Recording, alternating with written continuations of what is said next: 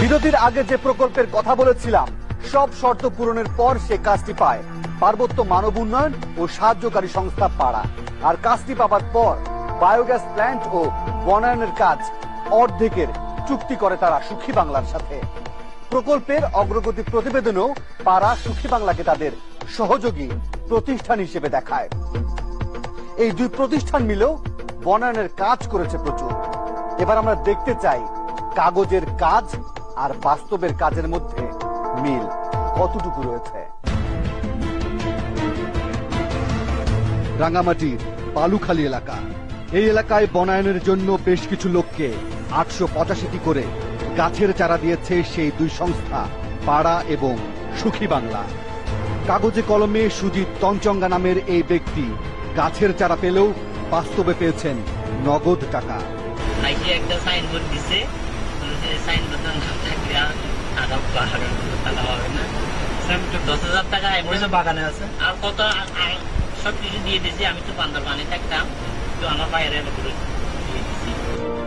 পঙ্কজ নামের এই ব্যক্তিও নাকি একই সংখ্যক গাছের চারা পেয়েছেন। 2 একর জায়গার মধ্যে 885টা গাছ। পঙ্কজ আপনার দিয়ে গাছ না না না, গাছের কথা শুনেননি তিনি, তাহলে এত চারা গেল কোথায়?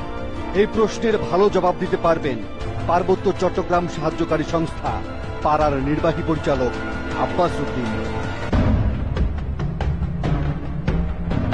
এবার সেই আব্বাস উদ্দিনের খোঁজে পাড়ার কার্যালয়ে টিম 360 ডিগ্রি।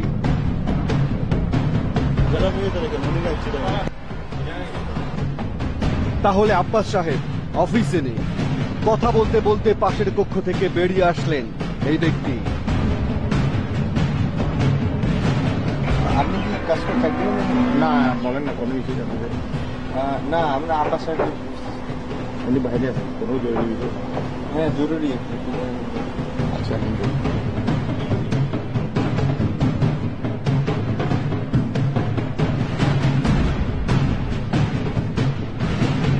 আব্বাস সাহেবকে খুঁজতে তিনি বাইরেও চলে গেলেন,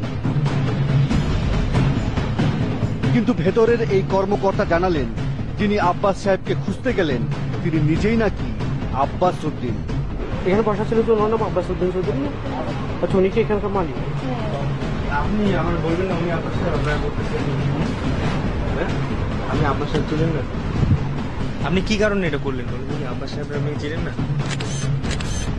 আপনি বলেছিলেন না আপনি ওনার আব্বাস সাহেব চিঠা হয়ে গেছে। মিথ্যা কথা বলেন না, কথা বললাম ফোন নাম্বার নাই।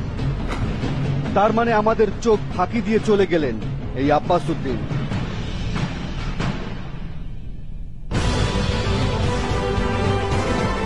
এবার সুখী বাংলা এনজিওর খোঁজে চট্টগ্রাম শহরের টিম 360 ডিগ্রি।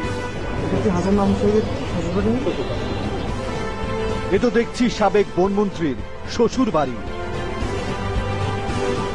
এবার সাবেক বনমন্ত্রী ডক্টর হাসান মাহমুদের কাছে জানতে চাই মন্ত্রী থাকা অবস্থায় কিভাবে তার এনজিও কাজ পায়, আর কিভাবে কাজ না করেও টাকা হাতিয়ে নিল তার সংস্থা সুখী বাংলা। কিন্তু এ বিষয়ে তার সাথে যোগাযোগ করা হলেও তিনি বড় ক্যামেরায় কথা বলতে রাজি হননি।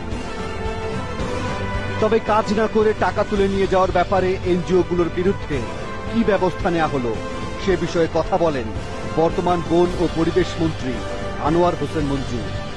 আমি আসার পর আমি তার সাথে 1 বছর 6 বছর 1 পয়সা এনজিওকে দেয় নাই, কিন্তু এনজিও দেওয়া বাধ্যবাধক। যেহেতু আমাদের নিজেদের টাকা দিয়ে দিছে সেই জন্য আমি আমাদের নিজেদের টাকা দেই নাই। বিদেশি টাকা যখন আসা শুরু করবে তখন আপনাকে দিতেই হবে। গাছ লাগাবে কোথায় তাও তারা বলে দেবে। অনিয়ম আর দুর্নীতির অভিযোগে এই মন্ত্রী সরকারি অর্থায়ন বন্ধ করে দিয়েছেন, কিন্তু এমন পদক্ষেপ নিলেই কি বন্ধ হবে এনজিওগুলোর দুর্নীতি?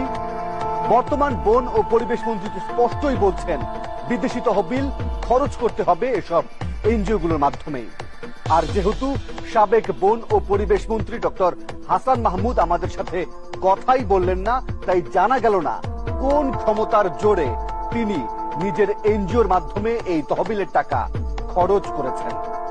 আর কাউকে হেয় করা আমাদের উদ্দেশ্য নয়, বরং বিশ্ব পরিবেশ দিবসকে সামনে রেখে আমরা জানার চেষ্টা করেছি এই মানুষের কল্যাণের কথা বলে জলবায়ু তহবিলের টাকা কোথায় খরচ হবার কথা ছিল, কোথায় হয়েছে, আর কারা থেকে যাচ্ছেন অন্ধকারের নিচে।